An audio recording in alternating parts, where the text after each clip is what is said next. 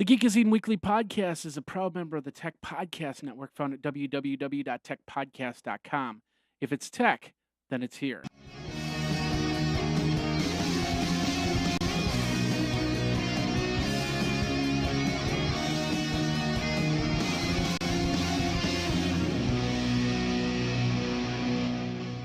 Ladies and gentlemen, boys and girls, children of all ages, thanks for coming to the Geekazine Weekly Podcast. My name is Jeffrey Powers, and guess what?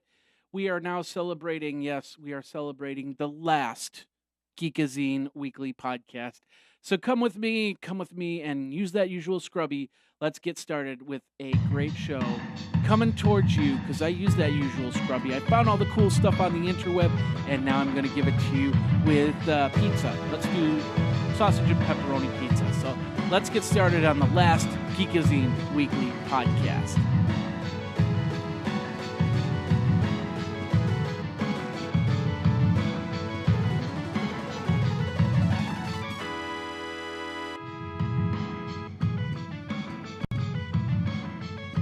Hey everybody, Jeffrey Powers here. Welcome to the Geekazine Weekly Podcast, the weekly podcast where we record on Tuesday and Wednesday. It doesn't really matter. Does it matter anymore? Yes, it does matter.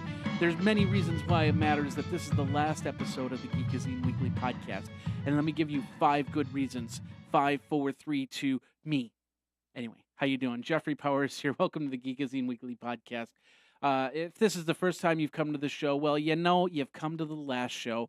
And thank you very much for coming to the last show.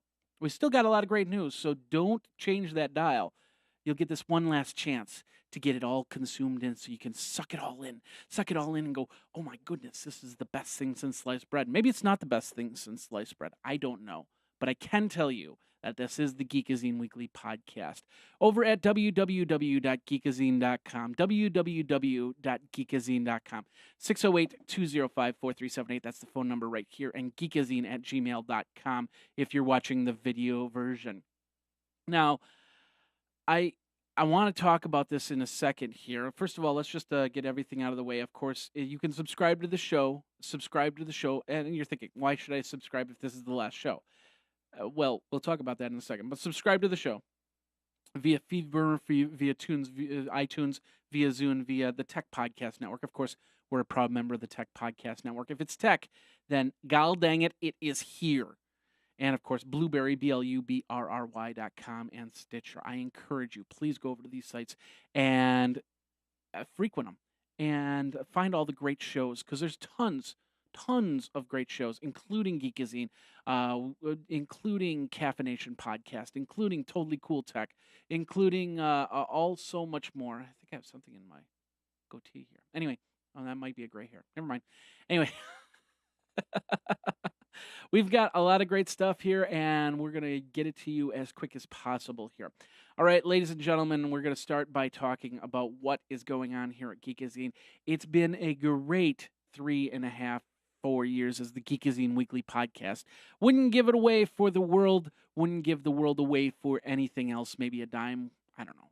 It is what it is. Was what it was. Will be what it shall be, and evermore for all the days. But ladies and gentlemen, the Geekazine Weekly Podcast.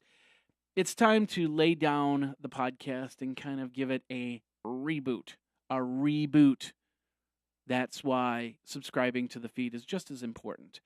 I've been going back and forth between, I went to Vegas and then came back, and then I went to New York and then I came back, and then I went to Vegas again and came back. Now I'm going to go to Detroit and I'm going to come back, and I'm going to have to go somewhere else and I'm going to come back. So I thought this would be a great time to do the reboot and get this going. We kind of change up gears here a little bit and maybe add some more stuff to it, some different direction. A lot of news here, and as of late, I've been putting in lots of news articles because that's what you want to see. That's what you want to hear. You want to know about the news, and I understand that. But I want to take this into a slightly different direction. I have been for the last few weeks. I don't know if you've noticed that, but we'll see what happens here, and go from there. So I'm glad that you came to the show. If this is the getting to know me at Geekazine. Thank you very much for coming back to the show. We will still be recording on Tuesdays for a Wednesday consumption, so that doesn't change. We will still use that usual scrubby to find all the cool stuff on the interweb.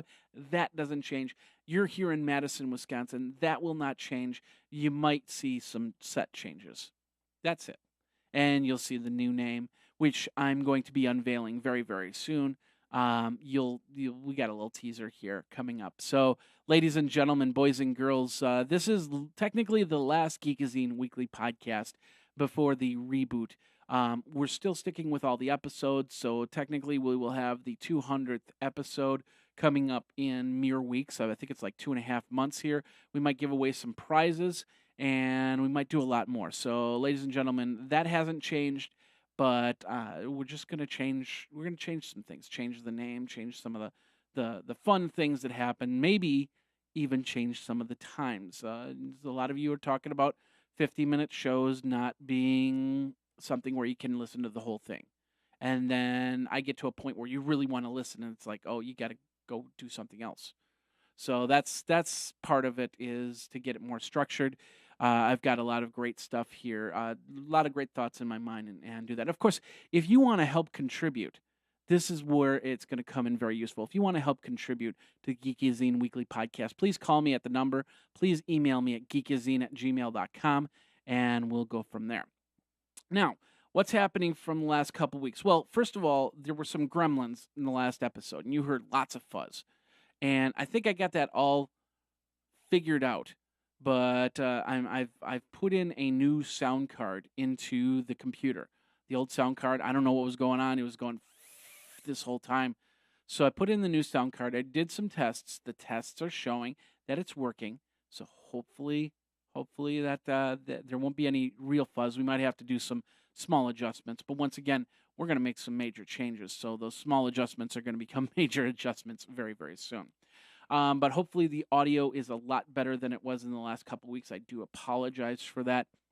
We get it all worked out and move on from there. The video also had some little bit of staggering. I think my computer wasn't too used to the Logitech C910, but now we've got the C910. We've had some problems. I can't get the Firewire camera up and running.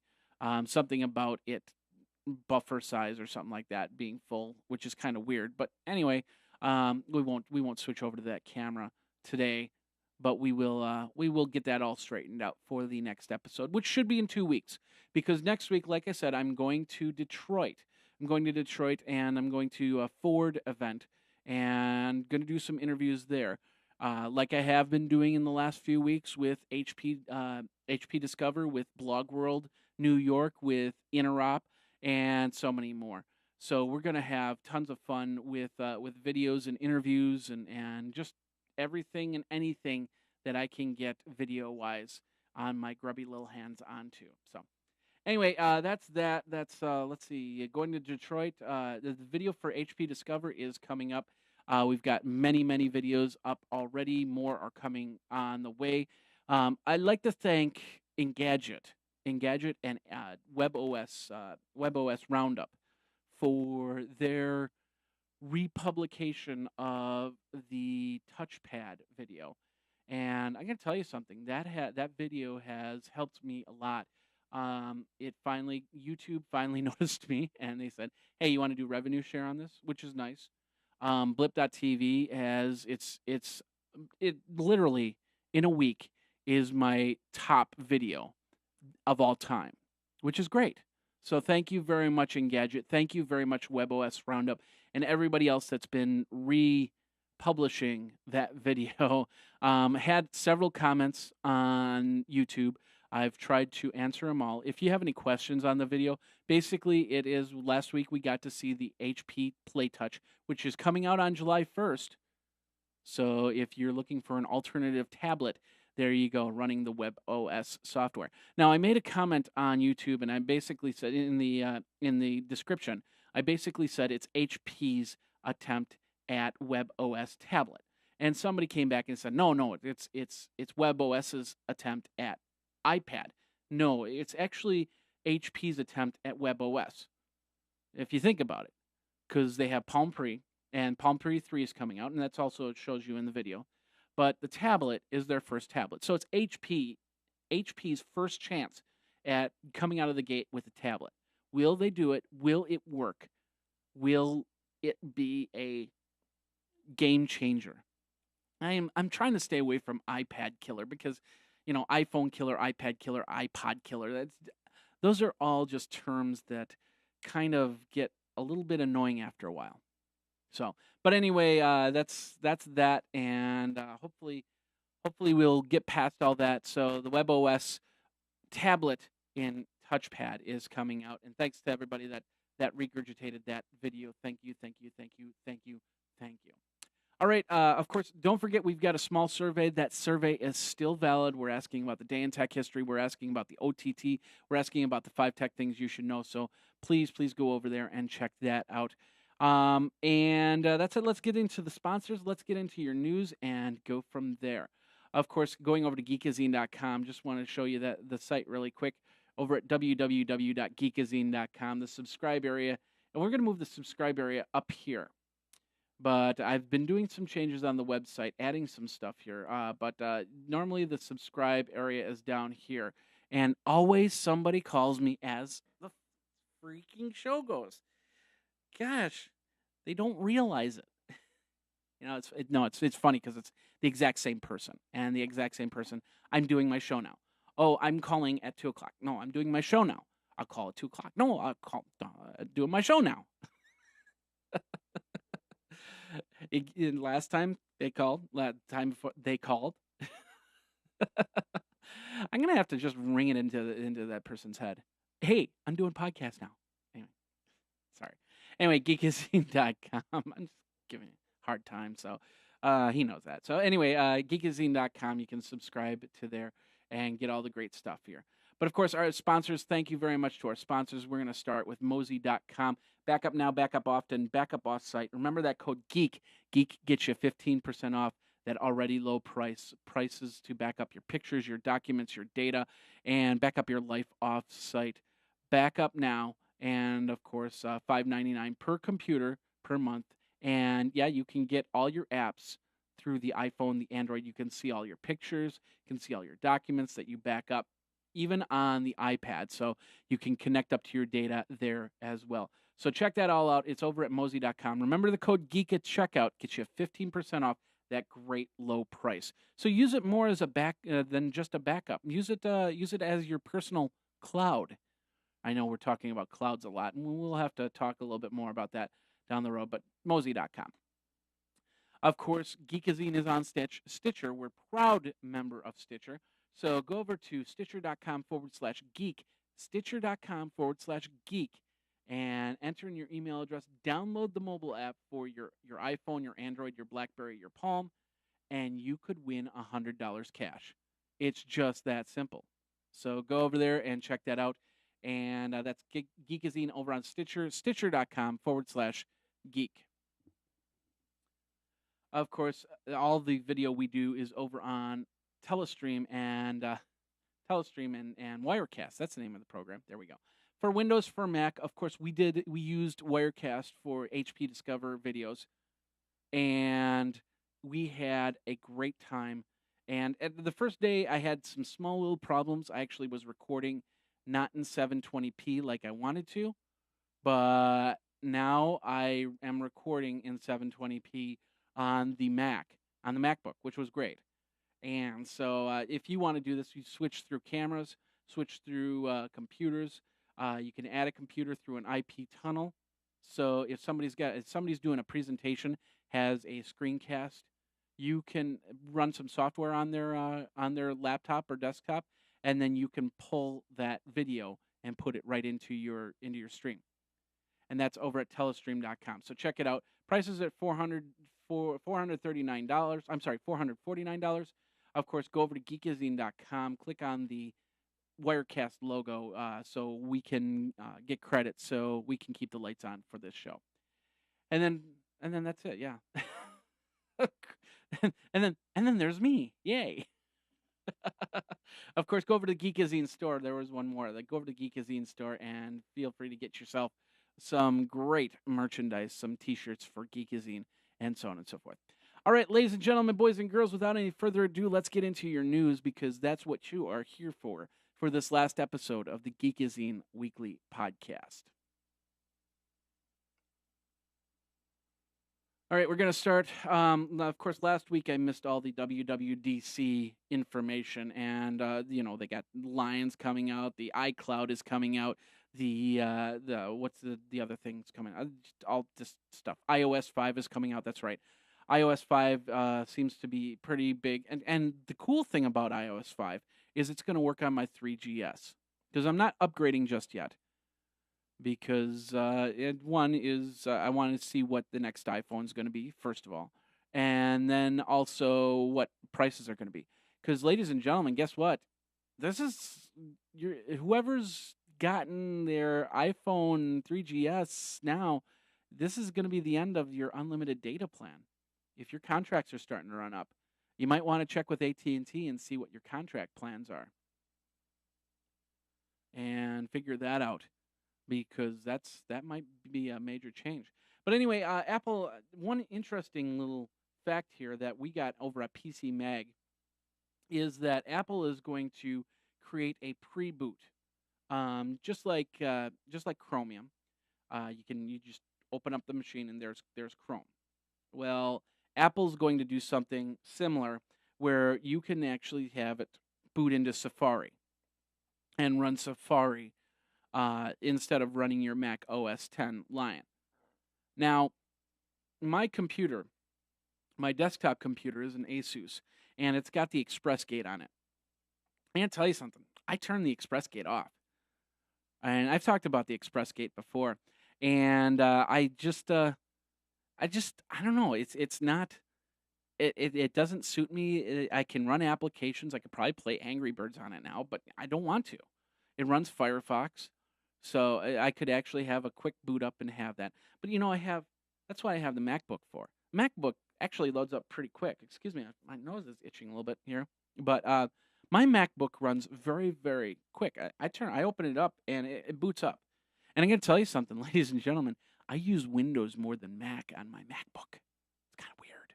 But anyway, I digress. The whole point is that when I open up that MacBook, within 3 seconds, either my Mac session is up or my Windows session is up, ready to put in a password. I don't see the need to have a reboot to Safari, unless it's like some sort of incognito type window where it's not saving any cache data and you want to go at porn sites or something like that. Oh, what do you think? Are you going to use boot into Safari mode, or are you just going to turn that off? I know once I get Lion, I'm going to turn it off. Now, one thing that I want to ask the question to anybody out there, and if you're an Apple employee, it helps. But I just 30 days ago, I just got my MacBook. Does that mean I'm eligible for an upgrade to Lion without having to pay? I mean, it's only $30, but am I eligible? I don't know. Let me know what you think. If you like the idea of Safari boot up, or if it's just gonna kind of be something that you don't use. 608-205-4378 or geekazine@gmail.com. All right. Of course, HP Discover last week, we had a lot of great information. If you're an IT professional, you should check out the videos. You'll learn about converged infrastructure. You'll learn about their virtual cloud information. You'll learn about their EcoPod, which is the transportable server room in a pod that's supposed to be very energy efficient. Talked about the convergence of the software. That's the key right there. Making the software work with the hardware, all the hardware, and I like that idea. But anyway, one of the keynotes was Ann Livermore, and I've heard her speak a few times, and she took over the EDS side of things, and so she had her keynote, which was kind of okay, but apparently she's not progressing the way that Lee Apotker, I think that's how you pronounce it. They said it about 500 times at HP Discover, and I think I still messed it up. But anyway, they said that he wants to go in a different direction. He wants to see how he can squeeze the stone a little bit better. And so he's moving Ann to the board. And you're going to try and find a new lead for the group. So he broke apart the enterprise group, making Dave Donatelli the software head, Bill Vegti global leader Jan Zadek direct direct higher ups to Lee. So it's going to he's of course, I'm sorry, Leo, not Lee, Leo. Anyway, so he's still making a lot of changes in the enterprise division.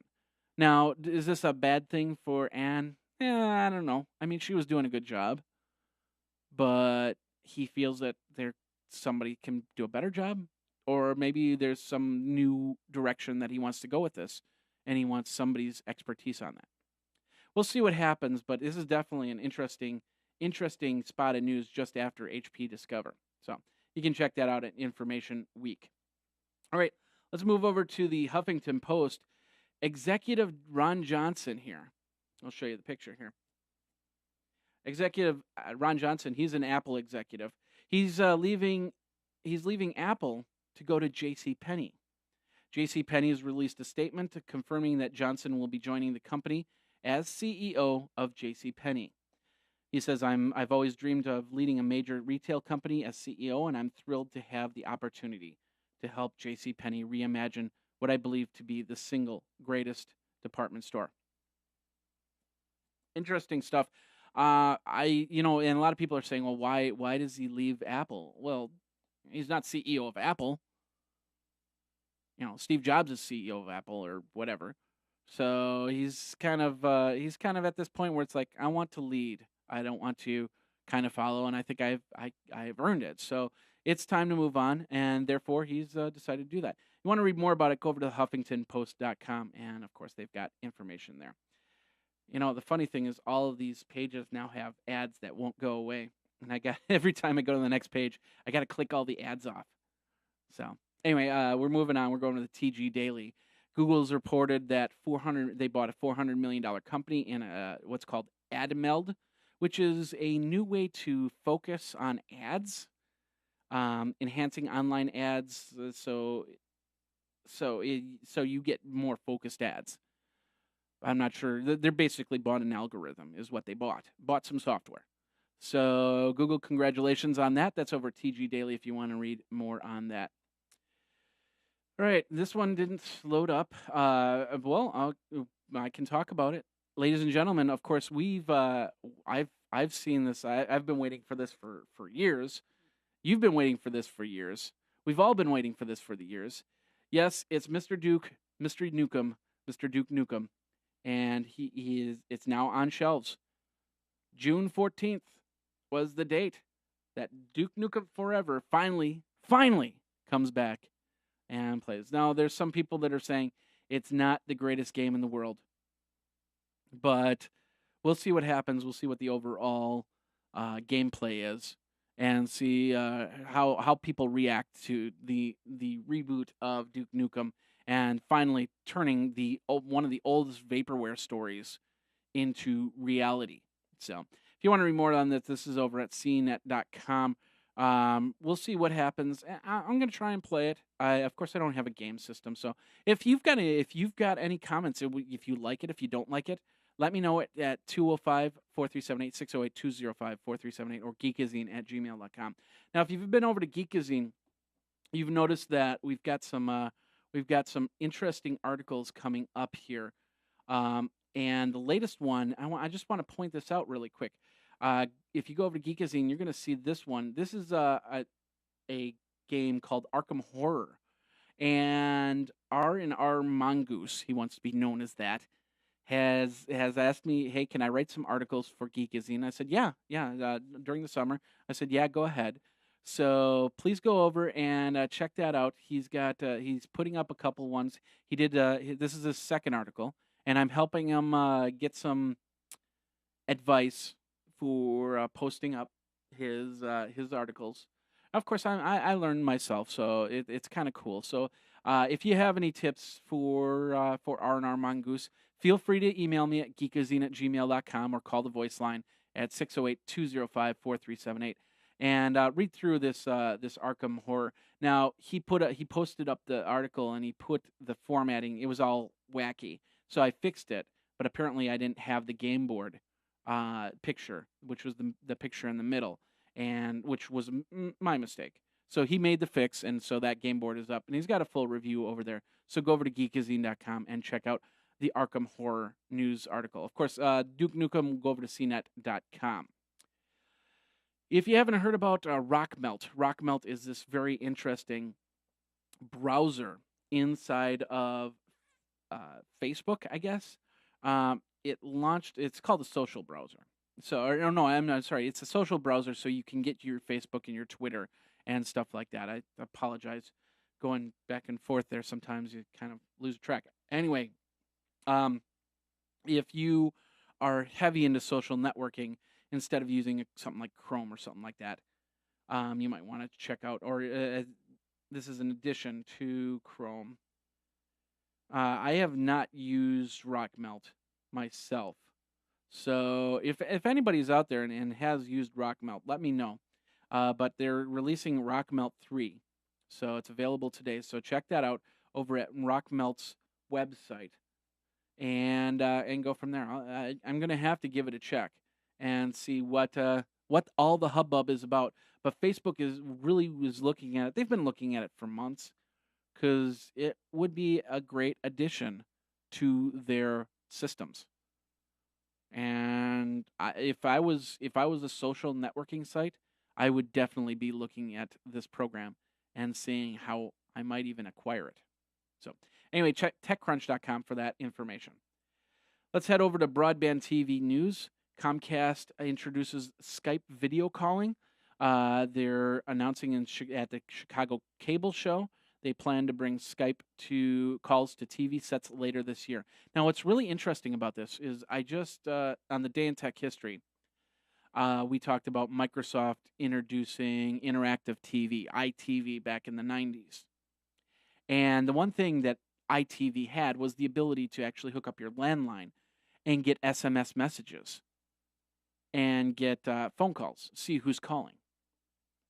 So now, was it 15 years later,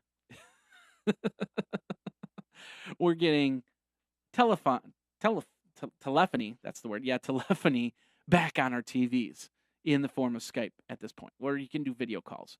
I don't know if you can do SMS messages and it does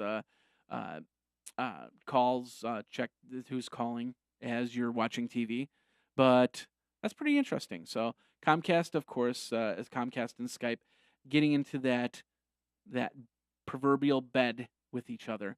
There's no financial terms on this, but if you want to read more, you can go over to broadbandnews.com. Be interesting to see what's going to happen with that. All right. There are many applications out on Apple's iTunes in the application stores. And one of them apparently is this program called Splashtop. It's Splashtop Remote Desktop for iPad, and it's about $1.99. You log into another computer so you can take control of the PC, and remote PC or Mac. So it's apparently one of the most used applications out there. The company claims you can log into the home computer to play games. You can, like World of Warcraft. It sounds like you can do that while you're not even at the house.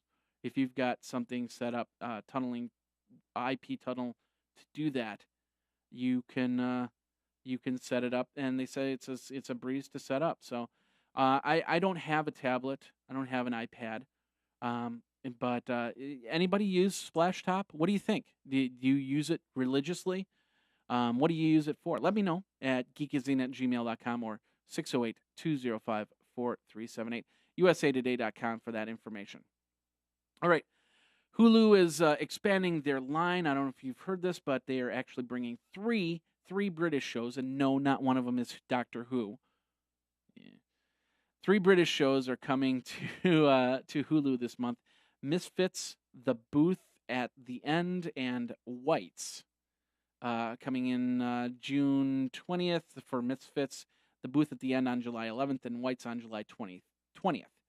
So if you're into British TV, then this might be a good alternate to catching some of this, some of what's out there. Because there's some very good British comedy, some very good British drama, and Doctor Who. I wish Doctor Who would be on here. I don't. Now, of course, if you've watched Netflix, you notice that the next season of Doctor Who is now, or last season's Doctor Who is now up on Netflix. So, but the current season just ended, and I haven't seen the episodes yet. Um, I'm hoping that somebody out there has copies, but I'll either wait and then see it in HD on when they come out with the mid-season DVD.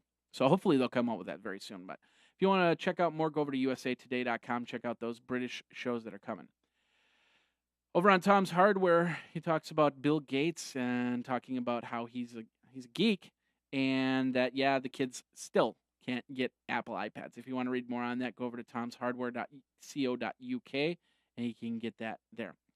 Now, we've talked about alternative ways to charge your iPhone, but what about if you actually started a campfire and used the heat to charge your iPhone? That's what this next article is over on Engadget. It's a new device.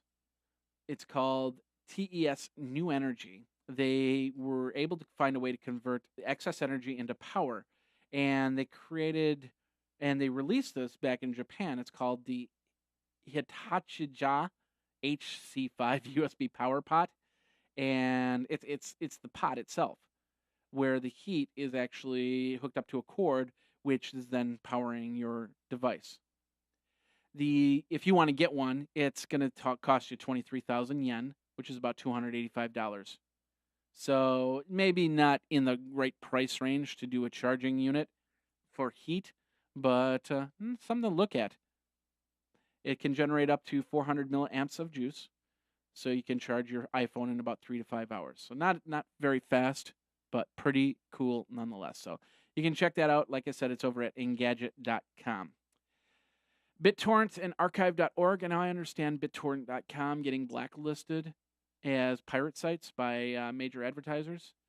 But this is Group M that did this. But why did they do Archive.org? Archive.org is there to do one thing, and that's to archive the internet, what happens on the internet. And every now and then they get some copyrighted material on there. And as long as they're trying their best to take it off, they shouldn't get blacklisted for it. So, Group M, it's a leading player in the advertising world, as they say on torrentfreak.com, and they're trying to make legitimate places, and that's understandable. But they decided that something like archive.org is not in the best interest for the advertisers for the videos.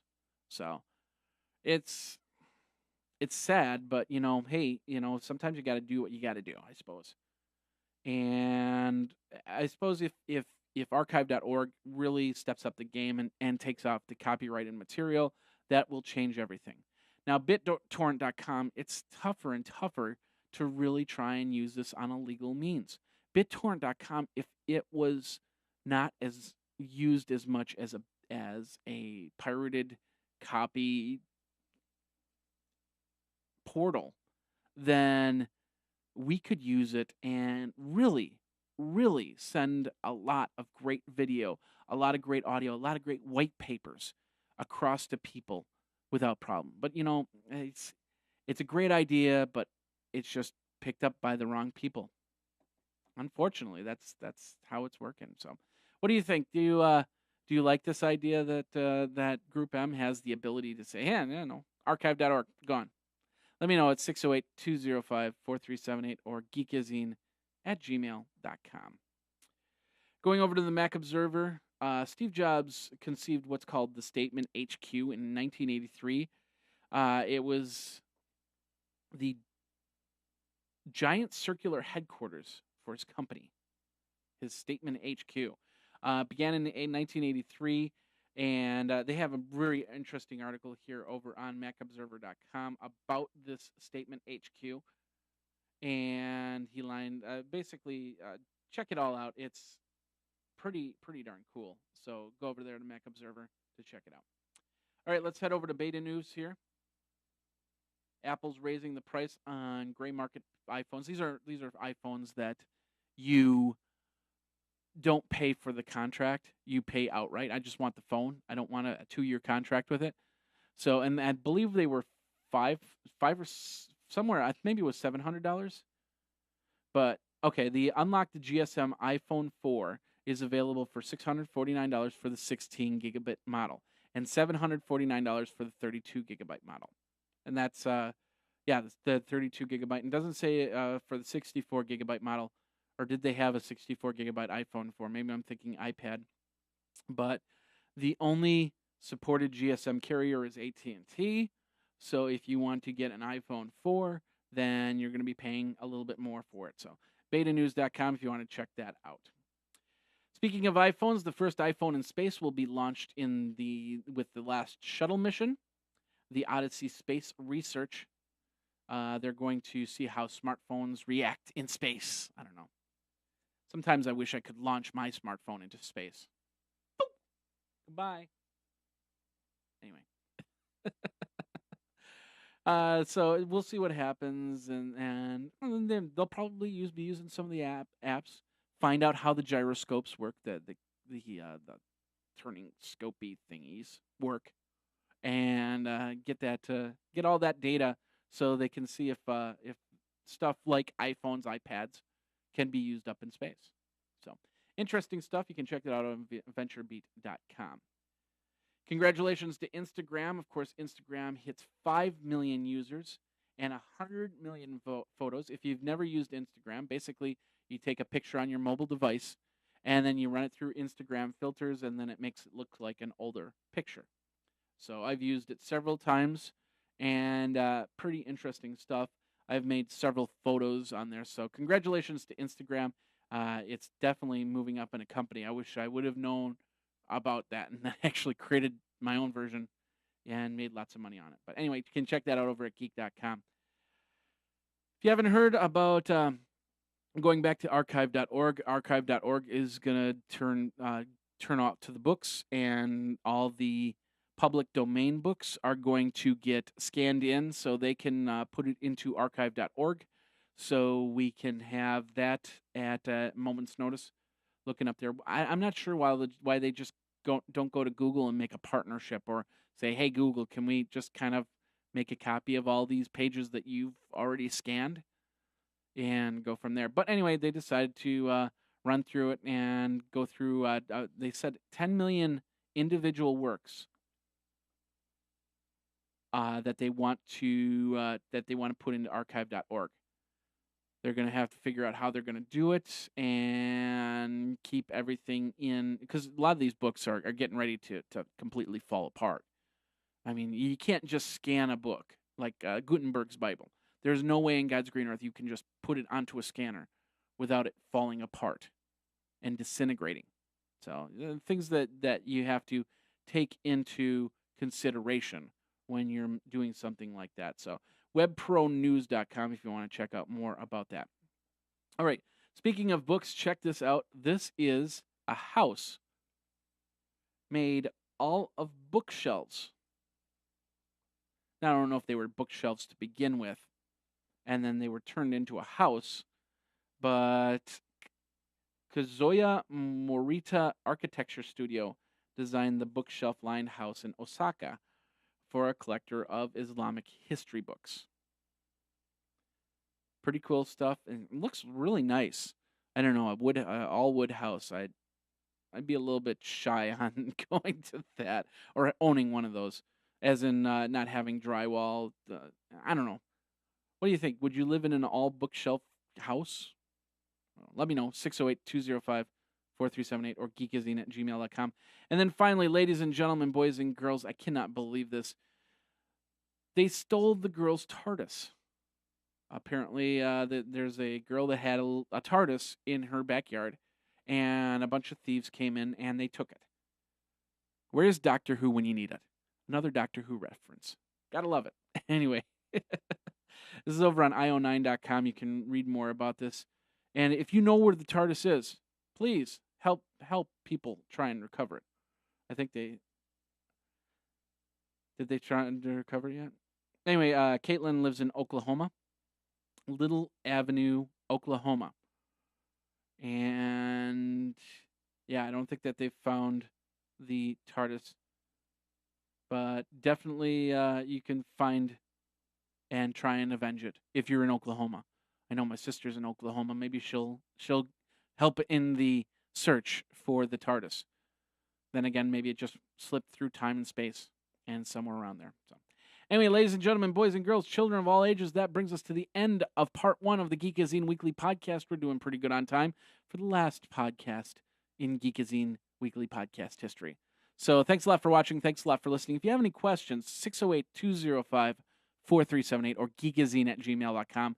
And, of course, we're going to get some video out of the way. I'm going to show you my rig that I used at HP Discover, which should be pretty cool. And then we're going to be right back, and I've got another promo for you. So check that out, and we will be right back on the Geekazine Weekly Podcast.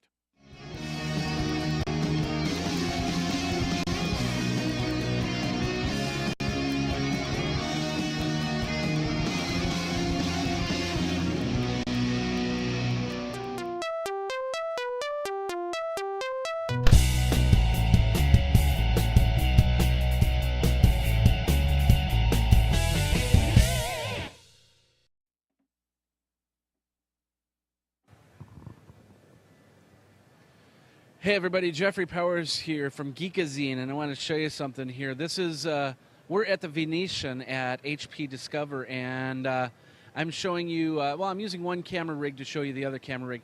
I've been doing a lot of live broadcasting for the last 72 hours, and I wanted to show you where I'm sitting and what I'm using to do all this live broadcasting. So let's get started. I'm going to show you, first of all, and this might get...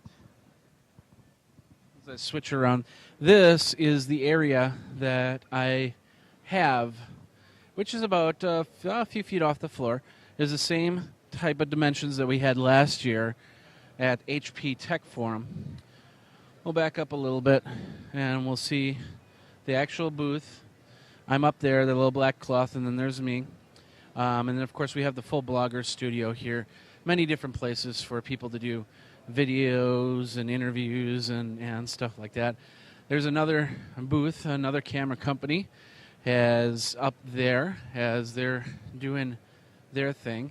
And then, of course, we've got some bloggers that do their individual video. There's Rebecca holding the camera for one of the interviews there. So what we're going to do, since we can't go that way, we're going to go back this way. And I'm going to show you the studio that I have for my stuff. And I'm actually going to show you my rig that I use to do all the live streaming this time around. Of course, it'll change from time to time. Like, for instance, next time I'll probably have some different cameras, maybe a FireWire camera as opposed to a webcam. Maybe something else. This is the Blogger Lounge right here, so everybody's hard at work blogging and getting things ready. And then we have these stairs that lead up to my area. And go up the stairs. We've got a couple green room chairs for people that are checking out the show and or getting ready to do their interviews. Then you come up here to the table. This is where we do all the prep work, where I ask what we're going to be talking about and where we're going with an interview, so on and so forth. So as you can see, I got the audio rig. There's all the wireless mic equipment, and then the tripod that I use for this camera rig that I've got in my hand right now. Then I shuttle them off into this area, which we have a couple nice comfortable chairs, and then the actual rig. So they're sitting down right here, and they're watching all the action on two cameras and one computer. We got a MacBook Pro, 15-inch MacBook Pro. And then we've got a dual monitor. There's a HP monitor right there for an HP event. Go figure. And right now it's showing the show floor, which is that webcam right there. I got a 3 webcam system. There's a Logitech 9000. There's a Logitech C910. The 9000 was not meant for Mac, but in the last year or so, Logitech has been able to create drivers for Windows cameras for that. The C910 works a little bit better because it is meant for a Mac and it has controls that I can run on there. Now, for the Mac itself, I'm using a program called Wirecast. You see that in the front. That's the total production program that I use. I'm going to switch over here. And I'm just going to do this really quick. And you can see we can switch between multiple cameras here. Down here I have this camera, which I'll quickly switch to. And then this camera, which is the second camera. And then back to the show floor. I can also bring in some previous recorded videos, like this one right here of Prith Banerjee, who did an interview yesterday, and basically it records. I recorded 720p. I then have all the videos right here, in where I can call them back up, and instantly review the video that I just did. And this is all on one PC. And that's the cool thing about one that. Mac. So, and the quality is pretty good. It's not going to be great, but it's pretty good. It's pretty good. As for the audio, let's take a look at this right now. Have a cup of coffee and a bottle of water in the way. Let's move that.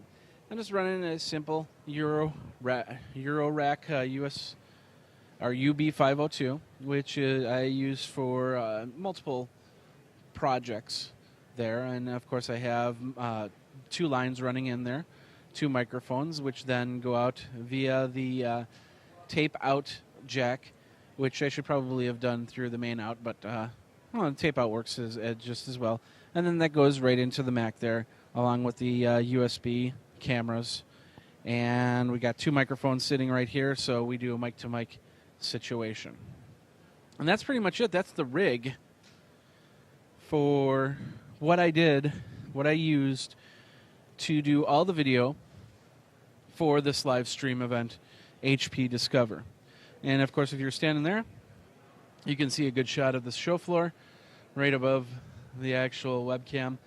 You can see everything right there. So, of course, I've got other cameras. I'm doing a lot more, and I've got some other ideas from what I've done here. So this is a growing project, and I'm going to have a lot more opportunity to make it grow even more. So stick around. We got a lot of great video. Of course, the camera I'm using here, being the Canon Vixia HFR20, will also grow as we go from there. So thanks a lot for watching. This is Jeffrey Powers, and that's the video rig right there.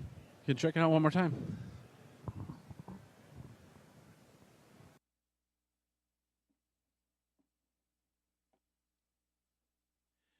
All right, ladies and gentlemen, we are back. Thanks a lot for watching. Jeffrey Powers, welcome to the Geekazine Weekly Podcast, the last Geekazine Weekly Podcast. And if you're watching the video area, you actually saw what's happening. A little teaser there, so you have to go over to the video to actually see the teaser. But welcome back to the last episode of the Geekazine Weekly Podcast. It's been great having you guys helping, giving you information, answering questions. And I know there's a lot of people that have been listening there in the last 189 episodes. Thank you very, very much for coming to the show. And continue to come to Geekazine Properties. We have the 5 tech things you should know. We have the OTT, all the special media feed. We have there's so much. The day in tech history. The only I do not know any other podcast that goes 7 days a week, and that's what the day in tech history does. 7 days a week. You can always get new content.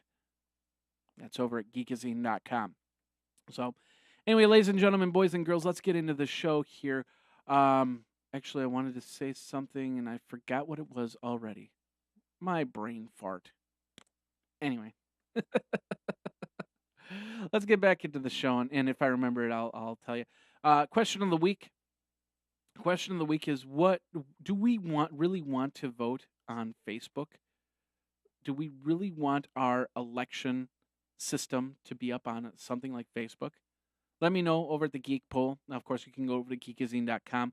You just go right down to the page and you'll see the poll question, and you can answer there.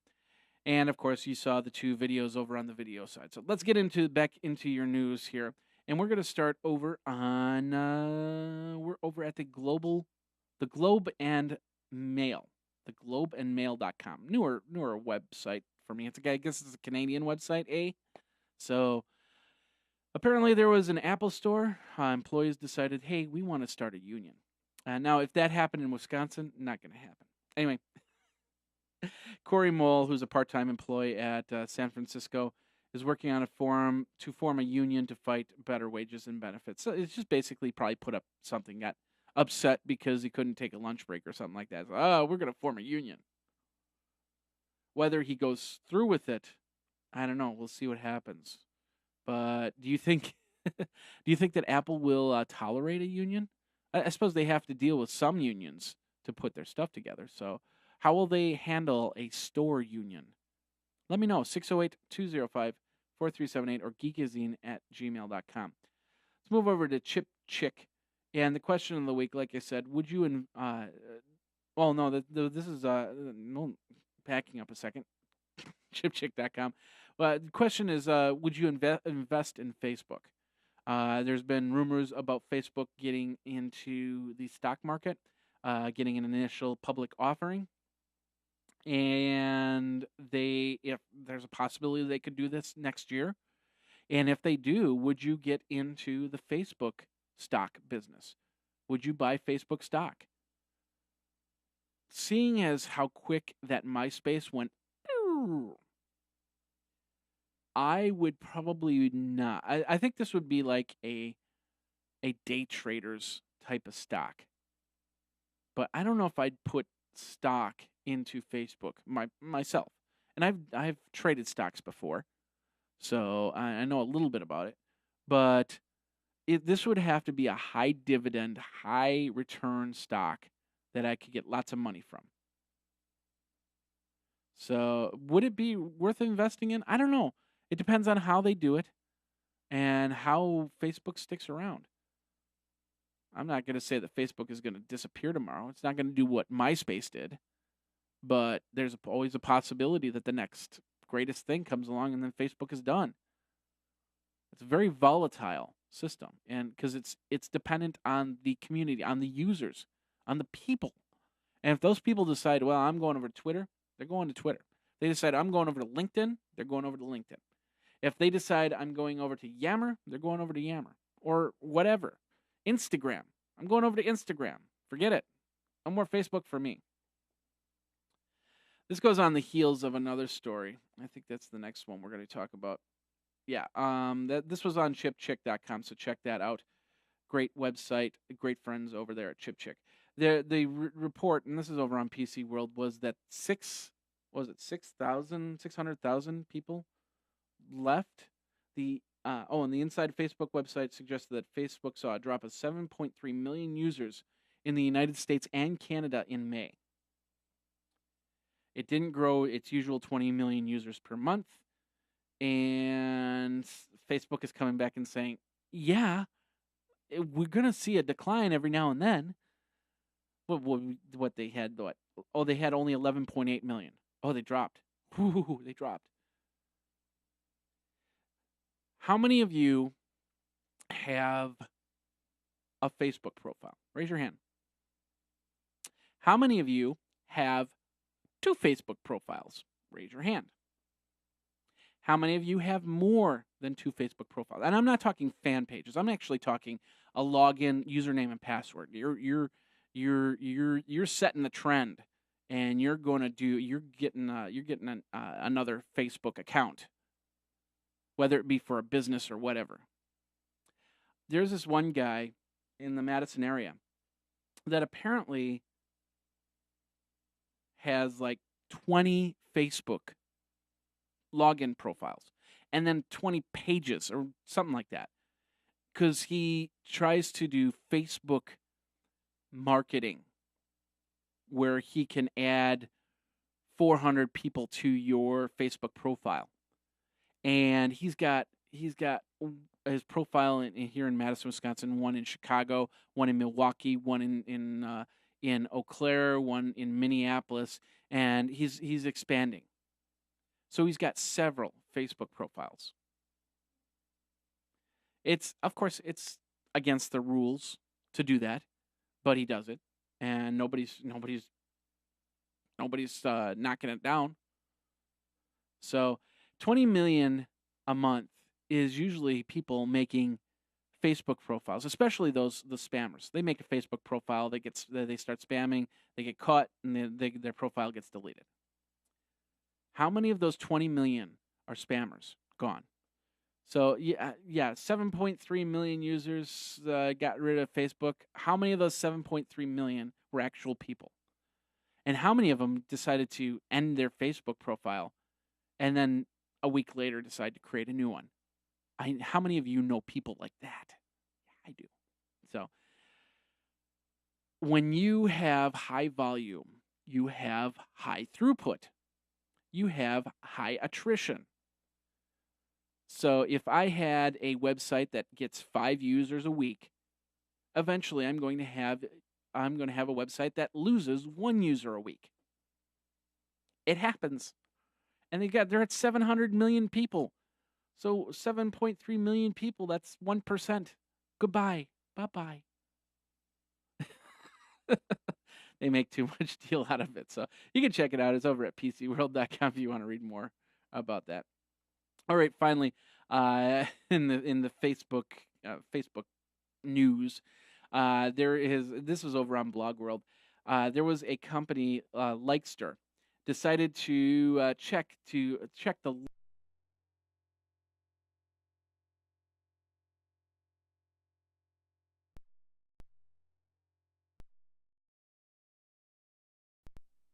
There it is. Hello. That was weird. Okay, let's do that again. Anyway, we'll go over to the page here, but they showed off that Mitt Romney was number 1 with 19,000 likes. The winner, Ron Paul, number 2, and Michelle Bachmann. I don't know who that is. She started with 326,225 likes, and then after the debate, she went down to 9,000 likes. So this was from a debate that they had on the Republican nominee, I guess, on the road there. So pretty interesting stuff. It shows us where we go, but does it beg the question, should we be doing this all on Facebook? Should we be picking our Republican nominee through Facebook? How many of these likes are Democrats? How just kind of skewing the numbers? How many of the just people I'm going to skew the number. I am a Republican. I'm going to skew this number. Yeah, I don't like the way this goes. Of course, we're never going to see it this way. It's going to be this is too unsecure. So, but it's actually pretty funny to watch, and a great mock-up. But check it out there. So the first place winner, of course, was Mitt Romney, and then Michelle Bachmann, second place, and then Ron Paul. No word of where Bullwinkle J. Moose was. I don't know.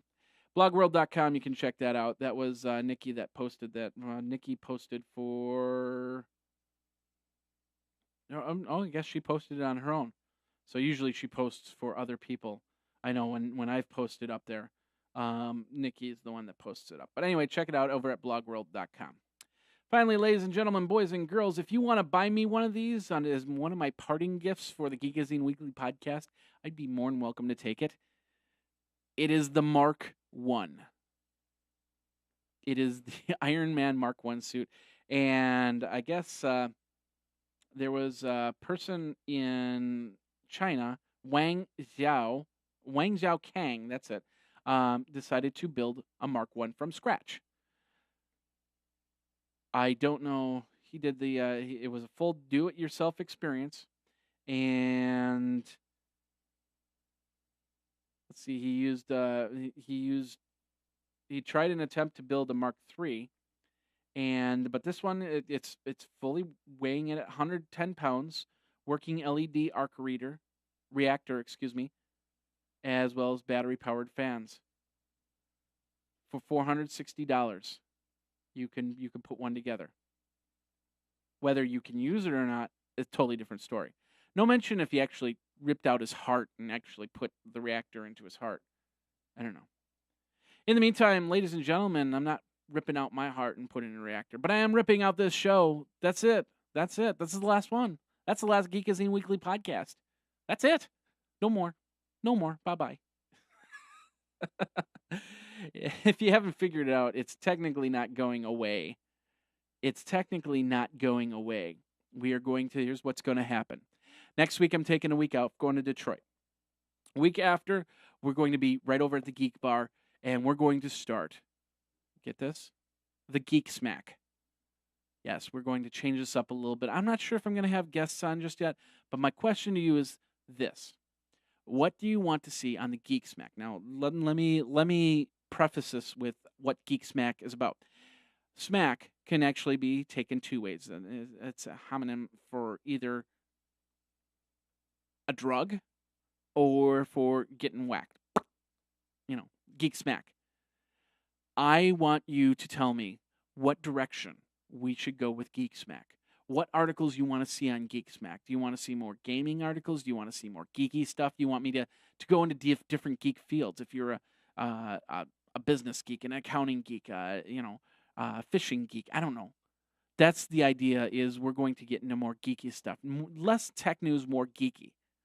There's going to be tech news. The major one of the major focuses will still be tech news, but it won't be as in depth as what we go on the Geekazine Weekly podcast. So, and of course, we're going to shorten up the show a little bit. So that's going to be the biggest challenge. So anyway, that is the Geekazine, the Geek Smack, and you can go over to www.thegeeksmack.com. I tried Geek Smack, but somebody's cyber squatting it. Excuse me. But the Geek Smack is there, and the Geek Smack show is going to be in 2 weeks. 2 weeks, if all goes well, something like that. Still going to happen on Tuesdays, recorded for Wednesdays. Still going to have a video version. We're still going to have the audio version. And, of course, if you subscribe to the feed, you don't have to change a thing because it will just show up. So, anyway, that's what's going on here. I like to thank everybody that survived through 189 episodes with me of the Geekazine Weekly podcast. We're still going to have the 200th episode. We're just going to retool the show a little bit. And the Geek Smack will be in 2 weeks, so check that out. Thanks a lot for everybody. Of course, if you want to ask a question, feel free to comment, 608-205-4378 or geekazine@gmail.com. Still going to be there, so go over there and check that all out. That's it for Geekazine. My name is Jeffrey Powers. Thanks a lot for watching. Thanks a lot for listening. We will be back in 2 weeks with the new show, and we'll see you then, and we'll go from there. So thanks again, and you guys have a safe couple weeks, and we'll see you with the Geek Smack coming up now.